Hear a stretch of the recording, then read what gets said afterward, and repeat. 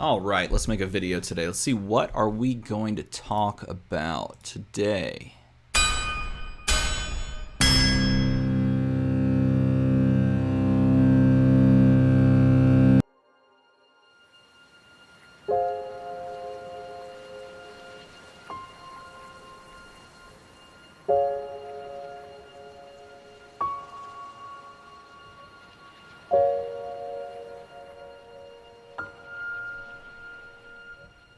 So, Drone of Brutality, huh? What an interesting first ban of the game. Let's talk about it. So, here is the banned and restricted announcement that went live, I don't know, a few hours, no, maybe like 7 hours ago, something like that. I was sleeping.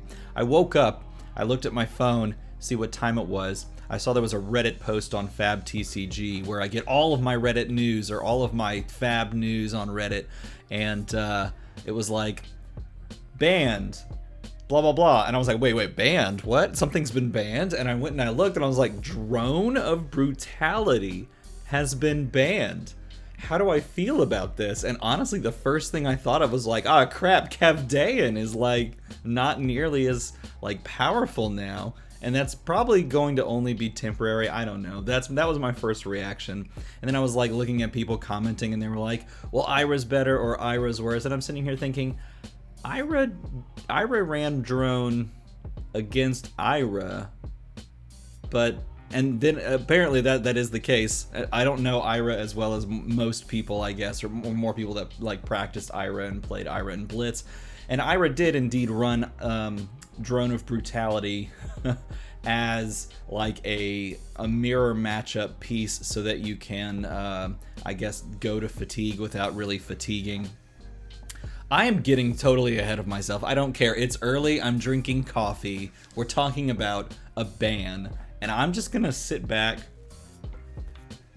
drink that decent but not wonderful cup of coffee, and talk about this. So, okay, I should be a little bit more professional. I apologize. My fault. Hey, let's look at this. So, one of the 4 design tenets of Flesh and Blood is every card counts, and what that means is that both players will see every card in their deck at least once, and as each card is drawn, a player must decide what role that card will play towards their strategy to win the game. And of course, one of their biggest design principles of this that you can find in the game is you have to decide, and they talk about this in the next paragraph, you have to decide if you want to avoid taking damage at the cost of one of your more powerful attacks by blocking with it, okay?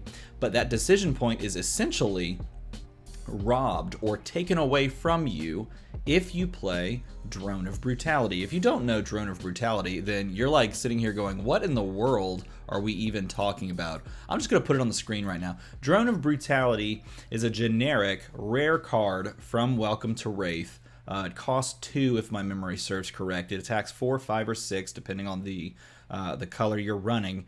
And no matter what you do to this card, if you attack with it, if you block with it, I guess if you pitch it, technically it kind of works that way too. But if you attack with it or block with it, if something is forced to discard it, it goes to the bottom of your deck. So it never goes away, right? It continually progresses to, it just goes right back to the bottom of the deck. You play it, it goes right back to the bottom of the deck. You block with it, right back to the bottom of the deck. If you get into a fatigue situation where there's like 3 cards left in your deck, you can always pitch a drone to play another drone, and you have recursion for the end of time, because one will always be doing the other. You can always block with one, and it'll go to the bottom of the deck. You don't have to worry about it. You don't have to worry about running out of gas, essentially. And so because of that, and because that kind of clashes with this design idea of like you have to make this decision to block with cards that are more powerful and therefore lose the ability to play them, those two things go butt heads, right? Because of that, they've decided to ban Drone of Brutality everywhere. So it's banned in Blitz as of March 26th, and it's banned in Classic Constructed as of March 26th. I don't know. I'm not gonna lie to you. I like the fact that they're the first card of the entire game, the first banned card of the entire game, is a ban solely because they don't like how the card fits within their philosophy of design. If we were talking about relative power level, drone is fine, and that's about it. You put drone in because of its recursive nature. You don't put drone in because it's as powerful as Command and Conquer, right? Drone is there because you can be recursive with it, and that is a powerful, powerful thing to what it does, to in and of itself, but it's not there because it's going to win you these meta-defining games. It's not warping the meta, right? I mean, it's not a card that just absolutely crushes everything. Everyone has to put it in every deck. Like it's the top of the food chain and everything else is below it, and everybody, has to cater to it. It doesn't really work that way. If it did, I think we would have all expected it to be banned, right? And that's what some people are clamoring for IRA. There's a lot of talk that I've seen lately, and I think the more people have played skirmish events here in the U.S., the more people have seen the power of IRA and what just 1 point of damage extra can actually do. It's kind of a cool thing. That's a side topic, though. I guess I could make another video on that. But nevertheless, it's interesting that they didn't ban IRA, or some people are saying ban Flick Flack because of how powerful it is. It blocks for 4, and then it makes your next block for 5 with a card from hand. So you arsenal a Flick Flack, and then you block with 1 card from hand after that, and you're just like good, and you can just keep doing that. That's what's another reason that IRA is so powerful, is because Flick Flack is so good. And neither of those cards got banned, and honestly, I'm actually cool with that. I prefer less cards get banned than more cards get banned myself. I don't know that IRA is so terribly powerful that it is meta warping. It is certainly powerful, but once you remove IRA from the equation, then you have to make, and this is true of all sort of bannings and nerfs and that sort of thing in a card game. Once you take out the top thing, oftentimes you'll find the next thing down that people don't like, and once people go to the next thing down that they don't like, sometimes they say, well, we should tweak that one too, and then the next thing down that gets a little bit more powerful, oh, we should tweak that one too. And there's that slippery slope thing that can happen that's really worrying to me whenever you're creating a card game, because once you start affecting too many cards, or you get a little too ban happy or nerf happy, you run into real issues of just alienating all players except the people at the, I guess, I don't want to say at the very bottom, the people that like the decks that are way down there, which, honestly, I like the decks that are a little bit weaker. Maybe we should be. No, let's buff all the cards. That's what we should do. Let's buff all of the bad cards. Make them better. No, that's probably not good either. No, you run into this issue, right, where it just kind of snowballs, and I personally really prefer that they didn't, or have not yet, banned IRA or, really any other card. And I think I also don't like the idea of nerfs, particularly for a physical card game. Like for Hearthstone, for example. If you nerf a card in Hearthstone, it fundamentally can change the text or the cost on the card, and everyone has that change. But if you change that card in a physical card game, everyone has to go get a Sharpie. And I don't like Sharpieing my foils. No, you don't have to actually get a Sharpie. But you have to know the change, and you have to tell new players, oh, by the way, that card, doesn't exist in that form. It's actually 1 cost, or 0 cost, or 3 cost, something like that. And that's lame. And I like that this ban is not that. I think that that's cool, and I like that they're being judicious with their choices.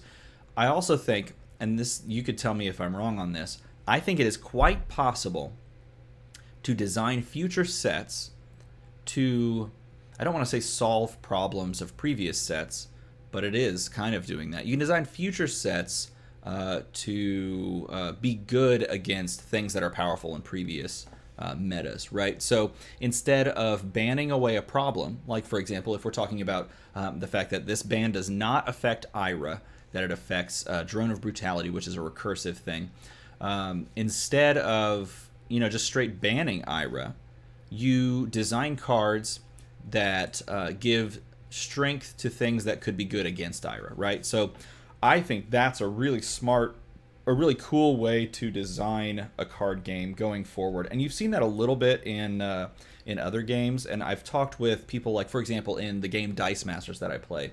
I've talked with the company that makes Dice Masters and the design team, a little bit of them that make the game. And that's their philosophy of this idea of like, you're going to find these really powerful combos, but if we can just play the game as made and then release cards that are slightly good or slightly better than other ones we have against a really powerful combo, then we can slowly start to shift the meta that way rather than just outright banning a card, because that feels bad to people that own that card, right? The problem therein is that you have to release sets, and they have to be more often released, I guess, if you're going to be going that route. So I don't know if you think IRA is a super problem, or if perhaps they have created cards around buffing other classes or making other things a little bit more toe-to-toe with the power level of IRA or something like that. Maybe something that's more specifically catered against playing, like down the IRA playstyle, beating down the IRA playstyle. If you think they did that in Monarch, let me know. I think that would be really interesting, because that's where we would see, like palpable change quickly if they have something like that in the Monarch set. Now, if they don't, then we have to hope that these Blitz decks that they're including as the part of the release, we have to hope that those have some game against the current meta as well. But only time will tell, and it'll be really interesting to see. Apparently, Monarch is was the original, going to be the original introduction for Blitz as a format. And if that's the case, then there's a real chance that the Blitz format itself is going to change very fundamentally. So maybe this ban of Drone of Brutality is coming at a perfect time. It could be one of those scenarios where, okay, we've seen Drone, we've seen its power level and its recursive nature, and it will interact very poorly with some of the cards we're about to release, in the sense that we may have some weird, really powerful stuff on our hands. And if that's the case, we should go ahead and ban it preemptively. And then when the new Monarch set releases and we find that, these other heroes that we've introduced into the game can now do things, or these other cards that we've introduced into the game can now do things more comfortably against something like Ira or maybe even Dorinthia, now we don't have to worry. That could be a situation. I don't know. That's just, my mind is swimming with ideas, and I'm kind of hyped up about it. I like the ban here to a certain degree, that it's design based and not degenerate based. So that's how I feel about it. Let me know what you think. That was a tentative sip of coffee. Let me know what you think in a comment below. I'd love to have some interaction with you guys and get your mindset about this whole thing. I'm super pumped to talk with you, so let me know. Also, look at this. If you guys keep that number going before long, I'm waiting for the mail to deliver the boxes to give people packs for the 3,000 subscriber celebration. If the mail doesn't hurry up and get here, that number is going to go to 4, because you guys are amazing, and I'm going to sit here and scratch my head going, are we doing a 3,000 or a 4,000 subscriber celebration? I don't even know, man. What should we? I guess if that thing keeps ticking up, it's been 100 subscribers in 3 days. If you guys make that go to 4,000 in a month, I would lose my mind. I don't think it's possible. I literally don't think that's possible. But if that happened, I would lose my mind, and I guess I would have to give away an alpha box. No, I'm never giving away an alpha. Forget that. I only have one. I can't do it. I can't give away an alpha box. Hey, if you watched the video all the way to the point where I said the words "give away an alpha box," don't clip it and spread that around the internet, because then I'll be contractually obligated to open the alpha box. Oh, geez, this was a bad... I'm going to cut all of that. All right, everybody. I'm so thankful for you. I hope you enjoyed this video. Hit the like and the subscribe. Do that thing YouTube people say that you should do. And as always, thanks for watching.